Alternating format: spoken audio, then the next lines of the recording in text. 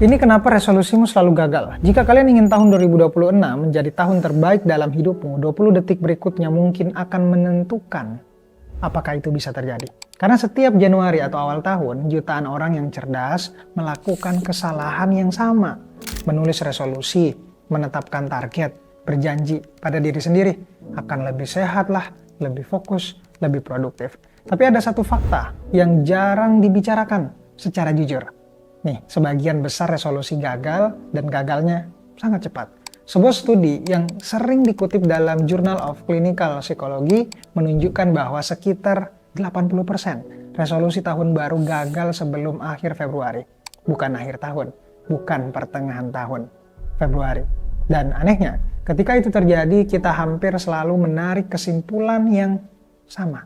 Mungkin gue yang kurang disiplin, mungkin gue yang nggak konsisten, mungkin gue memang begitu orangnya. Padahal kalau kegagalan ini dialami oleh jutaan orang, apakah masuk akal? Kalau penyebabnya murni soal karakter pribadi. Kesalahan pertama, melihat ke depan tanpa melihat ke belakang. Sebagian besar orang memulai tahun baru dengan satu kebiasaan, langsung melihat ke depan tanpa pernah jujur melihat ke belakang. Padahal psikologi perilaku menunjukkan sebaliknya. Salah satu pendekatan yang terbukti efektif adalah regret review. Konsepnya sederhana, tapi memang nggak nyaman. Alih-alih bertanya apa targetku tahun depan, kita mulai dengan bertanya apa satu kesalahan terbesar yang saya buat tahun lalu. Bukan kesalahan kecil, bukan hal remeh, tapi satu keputusan, satu kebiasaan, atau satu penundaan yang dampaknya masih kamu rasakan hari ini. Penelitian oleh Neil Rose, Journal of Personality and Social Psychology menunjukkan bahwa regret, jika direfleksikan dengan benar, bukan melemahkan teman-teman, justru meningkatkan pembelajaran dan perubahan perilaku. Misalnya nih, kita menyesal tidak menjaga kesehatan, bukan karena tidak tahu olahraga penting, tapi karena selalu menunda.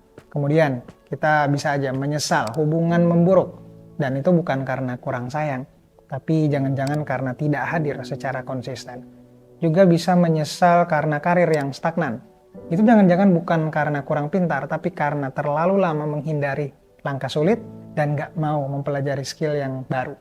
Nah, regret ini bukan musuh. Ia adalah data paling jujur tentang hidup kita sendiri. Kesalahan yang kedua, terlalu optimis tentang masa depan.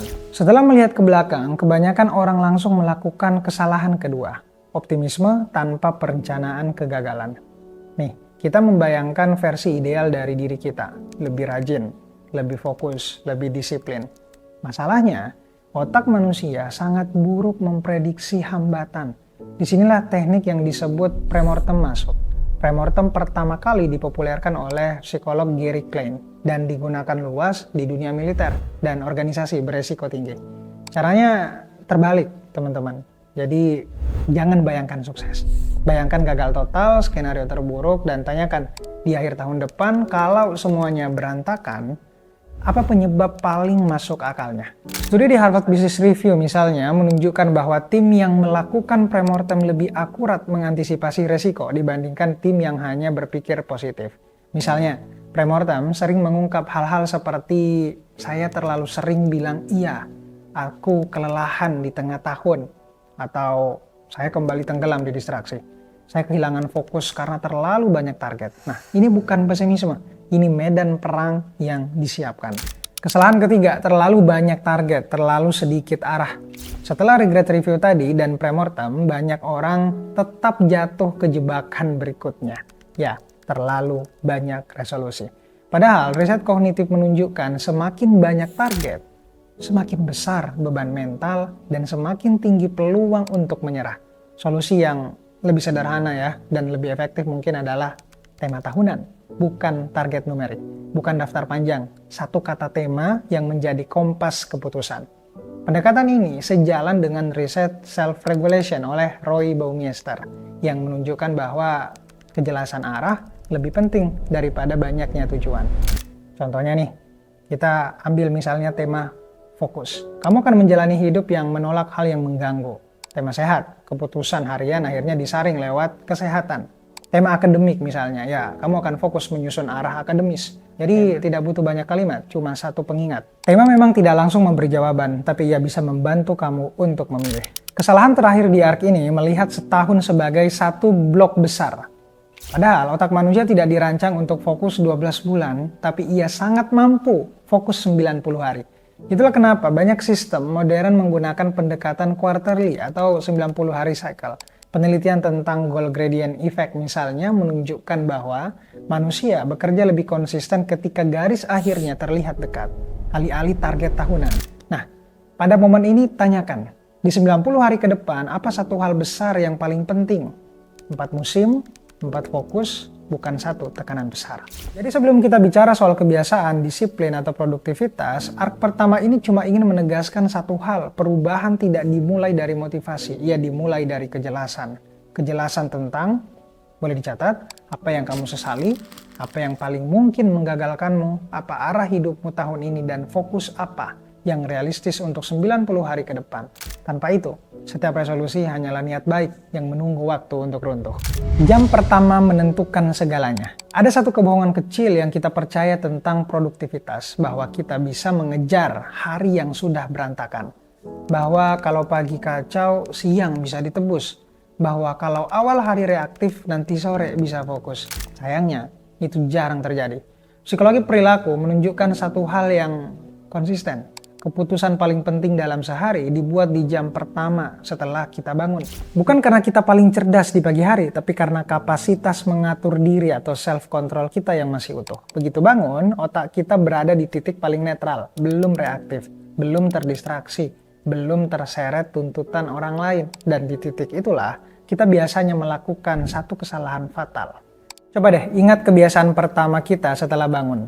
Ada yang ambil ponsel, cek notifikasi, balas WA, scroll berita, mendengar statement politisi mungkin yang nggak jelas, atau hanya menatap wajah inkompetensinya. Dan tanpa sadar, dalam 10-15 menit pertama kita sudah menyerahkan kendali hari kepada agenda orang lain.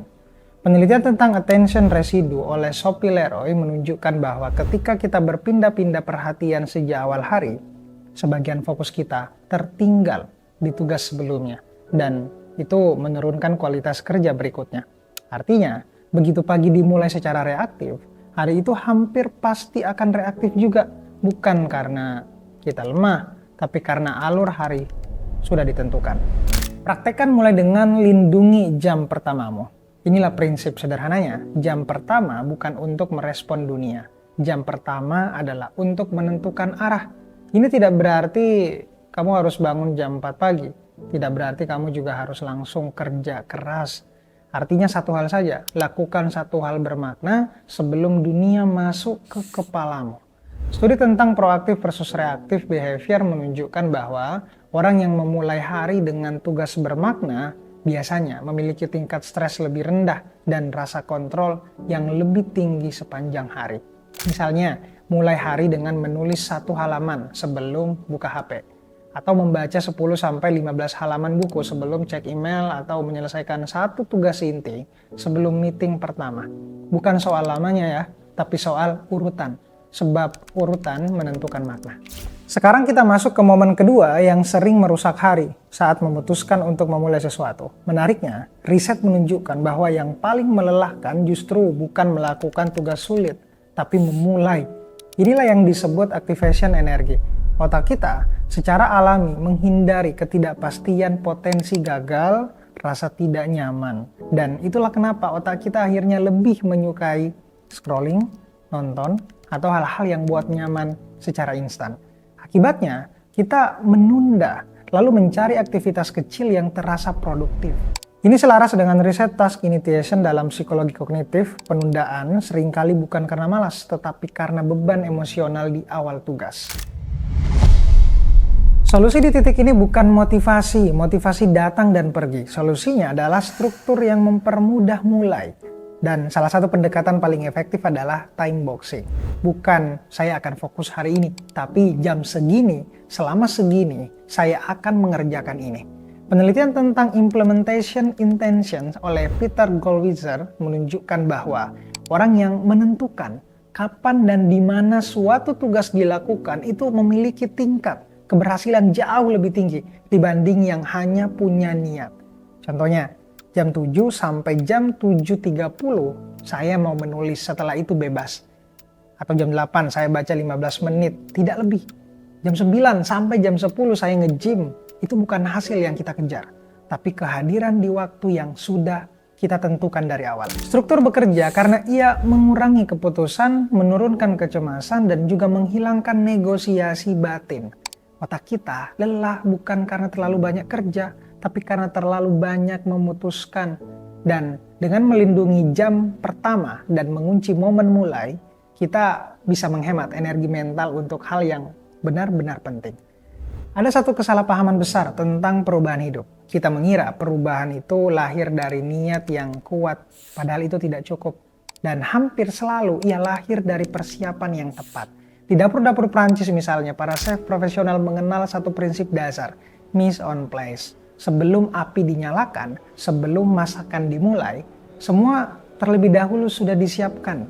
Ya, bahan sudah dipotong, pisau sudah diasah, alat sudah di tempatnya. Bukan karena mereka lambat, justru karena mereka ingin cepat dan presisi. Di dapur, persiapan menciptakan kecepatan, tapi di hidup, persiapan menciptakan konsistensi. Nah, kalau kita jujur, kebanyakan kegagalan itu bukan terjadi saat kita menjalani sesuatu, tapi saat kita mencoba memulainya. Dan itulah kenapa niat sering kalah. Psikologi perilaku menyebut momen ini sebagai activation energy. Energi awal yang dibutuhkan untuk mulai bergerak. Semakin besar energi yang dibutuhkan, semakin besar kemungkinan kita menunda. Inilah alasan kenapa persiapan bekerja lebih baik daripada motivasi. Coba bayangin. Ya, kalian ingin mulai berolahraga di pagi hari misalnya nih. Niatnya udah ada, resolusinya udah ditulis. Tapi ketika pagi udah datang, kita masih harus mencari pakaian, memutuskan sepatu mana, terus menimbang cuaca, mager lah, dan akhirnya niat itu menguap. Coba bandingkan dengan skenario ini. Malam sebelumnya, kita udah nyiapin pakaian olahraga. Udah dilipat rapi, sepatu, terus udah diletakkan di tempat pertama yang akan kita lihat pada saat kita bangun. Di pagi hari, tidak ada lagi tuh keputusan besar. Tidak ada lagi negosiasi batin, karena tubuh kita yang akan mengikuti apa yang udah disiapkan. Di sini bukan kita lebih disiplin, tapi hanya menghilangkan alasan untuk menunda. Dan hal yang sama berlaku jika teman-teman misalnya ingin memulai jam pertama dengan menulis. Masalahnya, sering bukan menulis itu sulit. Masalahnya adalah memulai menulis terasa berat. Solusinya bukan afirmasi, solusinya tadi, mise en place. Versi kehidupan modern sebelum tidur, kita bersihin meja, singkirin gangguan visual, terus buka dokumen yang misalnya ingin kita tulis, dan bahkan kalau cuma judul kosong, ketika pagi datang, kita tidak lagi memulai dari nol, karena kita udah melanjutkan sesuatu yang sudah kita mulai. Dan itu bisa mengubah segalanya. Inilah inti dari riset tentang implementation intention, penelitian oleh psikolog Peter Goldwasser tadi, yang nunjukin bahwa orang yang hanya punya tujuan itu sering gagal. Tetapi orang yang menentukan kapan, di mana, dan bagaimana peluang keberhasilannya meningkat drastis. Hidup mereka berjalan dengan skrip kecil yang udah disiapin sebelumnya. Lalu ada satu kebiasaan lain yang terlihat sepele tapi dilakukan oleh banyak orang berpengaruh sepanjang sejarah kita. Apa itu? Berjalan kaki selama 15 menit. Bukan untuk olahraga, bukan untuk produktivitas instan, tapi untuk memberi ruang pada pikiran. Aristoteles misalnya ngajar sambil berjalan tuh. Dan banyak pemikir besar menggunakan jalan kaki sebagai ruang berpikir tanpa gangguan. Bukan karena mereka punya waktu luang lebih banyak dari siapapun, tapi karena mereka paham satu hal, pikiran tidak selalu bekerja terbaik saat duduk diam di depan layar. Jalan kaki 15 menit tanpa podcast, tanpa scroll, mungkin cara sederhana untuk mengatur ulang fokus, mengurai kekusutan mental, dan membiarkan ide menemukan jalannya sendiri. Coba mulai berjalan kaki untuk membeli sesuatu di luar, sambil memikirkan apa yang akan kita lakukan setelahnya. Dan sekarang kita sampai ke kebiasaan paling under value dari semuanya. 15 menit setiap minggu, bukan setiap hari. Setiap minggu luangkan 15 menit di malam hari untuk melihat kembali minggu yang sudah lewat, menyiapkan minggu yang akan datang. Dan sepanjang tahun 2026, 15 menit ini akan terakumulasi menjadi berjam-jam, bahkan berhari-hari. Ketenangan, fokus, dan kemajuan. Hari yang tidak ditutup akan bocor ke hari esok. Minggu yang tidak ditutup akan bocor ke bulan berikutnya. Dan hidup perlahan terasa berat tanpa arah. Bukan karena bebannya besar, tapi karena tidak pernah ditata. Ark ini tidak mengajak kita menjadi sempurna. Ia hanya mengajak kita melakukan satu hal yang jarang diajarkan. Menyiapkan hidup sebelum menjalaninya. Karena di dunia yang penuh distraksi, keunggulan bukan datang dari kemauan yang keras. Willpower saja tidak akan cukup. Serius, saya sudah mengujinya. Dan ini dibentuk dari persiapan yang lembut dan konsisten.